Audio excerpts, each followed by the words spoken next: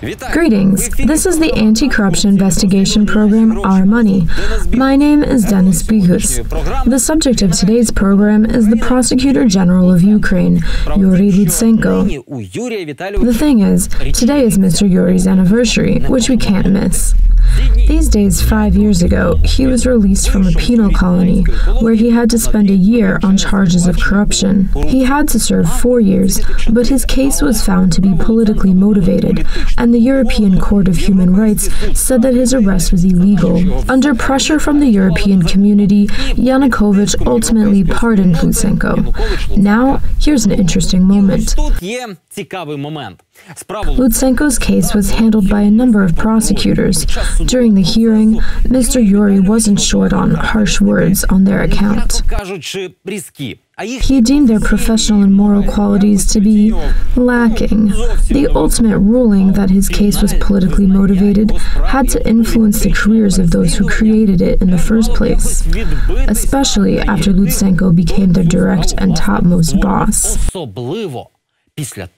Як Луценко став їхнім найвищим і безпосереднім керівником. І ні. And no, I don't mean any kind of personal revenge. I'm talking about the, quote, purification and renewal of the Prosecutor General's office, which was promised to us all by Mr. Lutsenko. But the handlers of Lutsenko's case didn't just continue working at the prosecutor's office. According to their boss, the, quote, retards and warts were even promoted. Next, Danylo Mokryk's research. Цей феномен Danylo Mokryk. I'm Danylo Mokryk from Our Money, and I wanted to ask you if you've ever talked to Yuriy Lutsenko after he became the Prosecutor General. Don't you have other things to do? I do, but we have a situation where you work at the Prosecutor General's office. No, I didn't talk to him. Valery Kaznadei led the proceedings against Yuriy Lutsenko at the Supreme Specialized Court. Now, he works at the Prosecutor General's in the State Secret Protection Department. Okay, well, he had accused you prosecutors of falsifying the case against him. I didn't falsify. I don't know anything about that. The 47 books of this case are a complete collection of fantasies. Well, it's either you didn't falsify and he was sentenced and he's an offender, or you did falsify. Listen, I don't want to discuss that with anyone. Why so? I don't want to discuss this at all. Does your stance on the case remain unchanged? Our conversation's over. Let's hear out one more retard and end this humiliation. Valerie, but do you agree that there is a paradox about all this, don't you?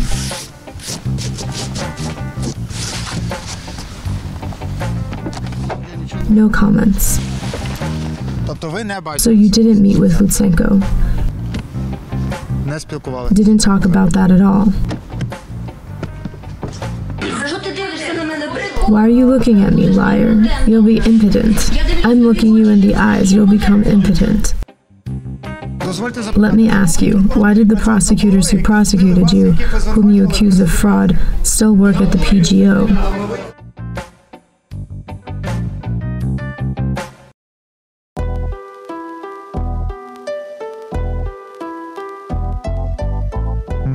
Unpunished evil regenerates 1, and unpunished evil regenerates 2, because unpunished evil regenerates 3.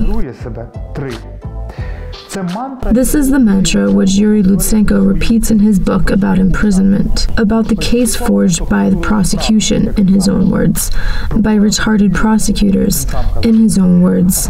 He coined a lot of phrases then, for example, some wart by the name of Babenko wrote me. I have no idea who he is. He's present here. I don't know him. Babenko, you're a liar, just a liar. Pisses in our eyes and tells us raining.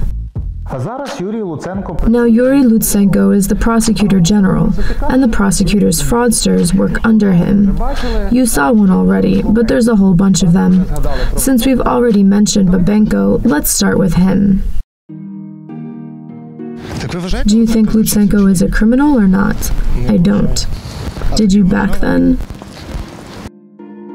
Ivan Babenko prosecuted Lutsenko in the court of first instance.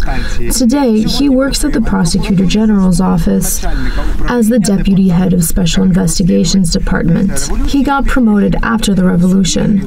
During the hearing, Lutsenko called him a wart. Only the court can decide if anyone is guilty, but you must have assumed something as the prosecuting attorney. Enough evidence was gathered to prove the offense charges. Consequently, he was indicted. I only took part in the preliminary consideration twice. Okay, so you didn't support the indictment?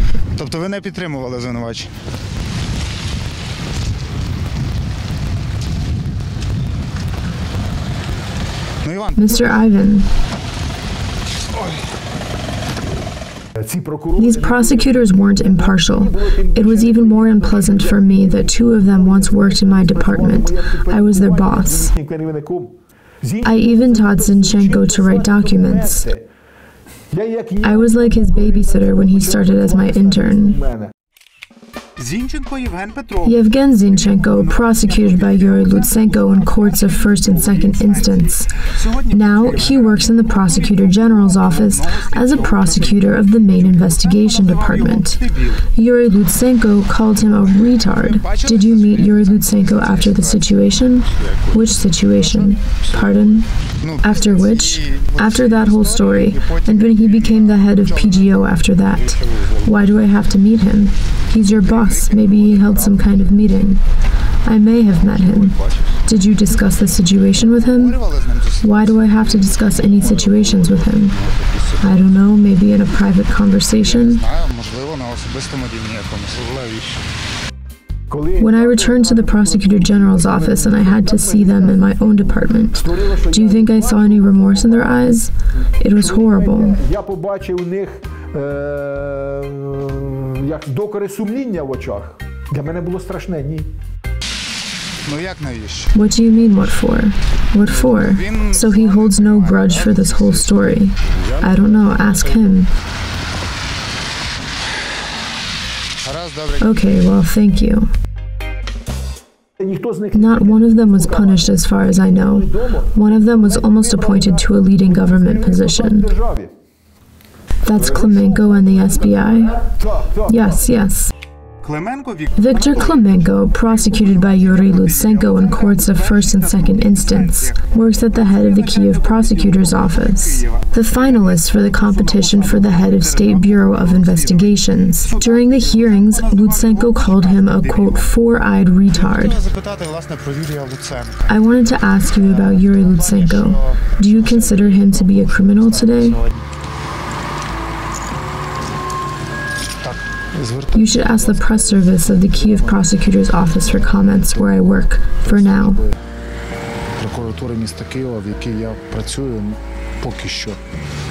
Will the Kiev Prosecutor's office tell me your stance on this? I think it will. My colleagues and I deemed the defendant's guilt of committing the crime to be entirely proven. I'm tired, I want to go home. Thank you. But you've said then that you had all this evidence to prove he was. Thank you for your attention, for the time you had to divert from your family. Now I want to go back to mine. It's really late. Thank you. Goodbye. Okay, goodbye. It was a wall. The people were deaf, mute. They didn't react in any way to being reproached for violations of procedural norms, constitutional norms, human rights as stated by the European Convention, and our legislature correspondingly. And enough proof of Lutsenko's guilt. Mykola Kuropov, prosecutor of Yuriy Lutsenko in the Supreme Specialized Court, works as the deputy head of a PGO department, got promoted after the revolution. No data on being called names by Yuriy Lutsenko. I'm an official. Make an official request. Did you talk to him after he became the Prosecutor General? I don't make comments. Make an official request.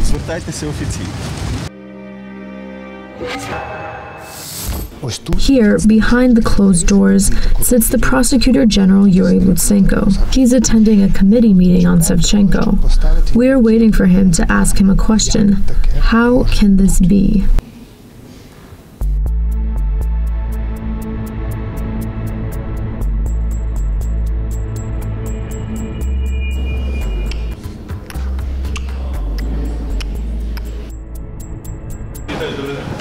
Mr. Yuriy, this is the program Our Money. Let me ask you why the prosecutors who prosecuted you, whom you accused of fraud, work at the PGO, because their crime was not established. Do you still think they're criminals? Only the courts can tell.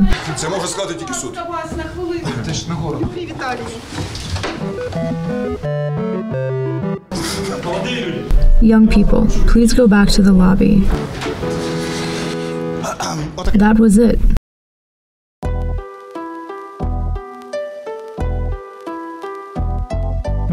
So what? Yuriy Lutsenko neither takes vengeance, nor does he hold a grudge. He's better than that. So we wasted 15,000 euro. Yes, we wasted 15,000 euro because Yuriy Lutsenko complained about his current subordinates to the European Court of Human Rights successfully. The actions of all those investigators, prosecutors, judges who took part in the detainment, arrest, and the subsequent illegal detention of Lutsenko were considered unjustified by the European Court, which ruled that the state of Ukraine must compensate 15,000 euro to Lutsenko. It's mostly about prosecutors who have violated Ukrainian laws numerous times when they were making the decision to put Lutsenko to jail as a restrictive measure.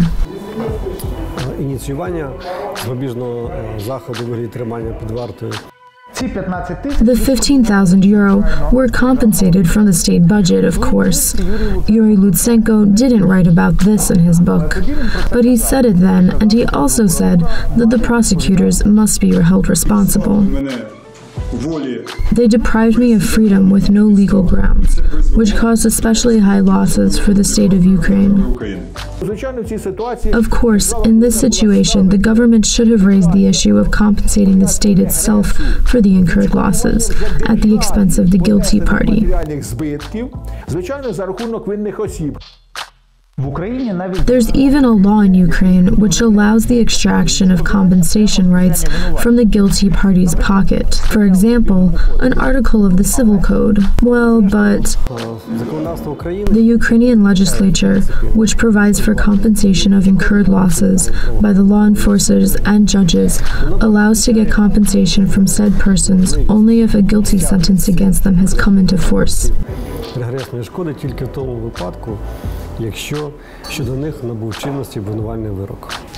But there was no sentence. As Mr. Yuriy says himself, the crime was not established. This means that the 15,000 euro were, loosely speaking, paid by all of us. Unpunished evil cost money. What do a Kyiv City Council member, MPs, and even the Commissioner for Human Rights have in common? Business in Crimea. Often undeclared, almost always clandestine. That is, they don't want to talk about it for some reason. They go to Ukrainian cabinets and session halls, they pay taxes to the Russian treasury, and they don't have any desire to change this very convenient for them scheme. Anton Stolarov and Marina Antsiforova looked into the scheme and asked some uncomfortable questions.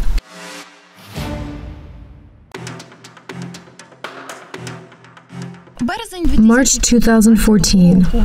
We don't have any ID signs. We don't have military uniforms. Russian flags and little green men. What army does it belong to? Which armed forces? You really don't know? Annexation of Crimea.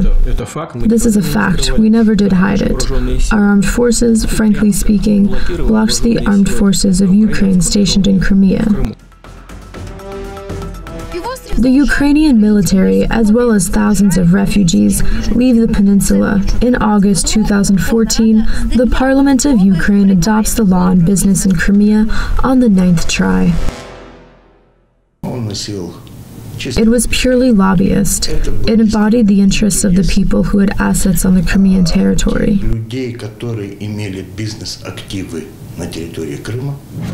The law designed the annexed peninsula as a duty-free zone.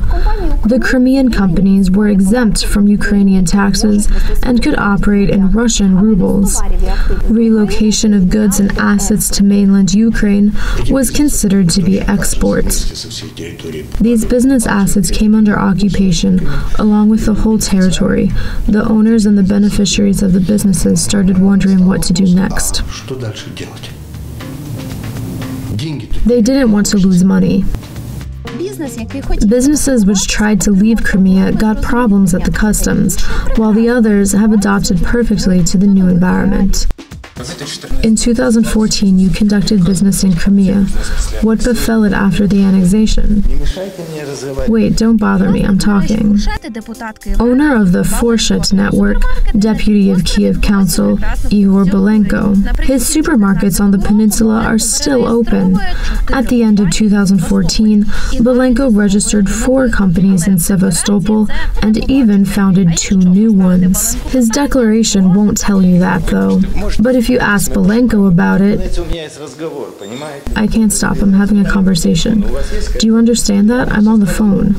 Do you have any tolerance? Let me finish talking, you're bothering me.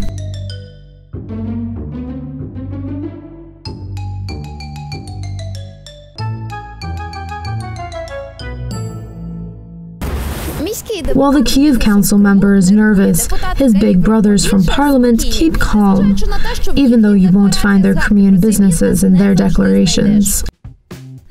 Member of Parliament Yevgen Balitsky. His wife and son own the Semya firm in Crimea, restaurants and food products. What do they have to do? Maybe you can tell me how they make a living? Do they have to come back here to be beggars? Or go to Europe to wash Italians' asses? In Crimea, the son has a Russian passport and yacht trips under the Russian flag. In Kiev, the father has patriotism. To live here, work here, pay taxes. This is patriotism. If you say that patriotism is to live here and to pay taxes, then why? I was talking about myself. I can't be responsible for my children or grandchildren in this regard. I can give them advice, but while people are persecuted for their language in this country... Member of Parliament Lyudmila Denisova. Oh, not an MP anymore, but the new Commissioner for Human Rights. I have everything declared. Please refer to the declaration.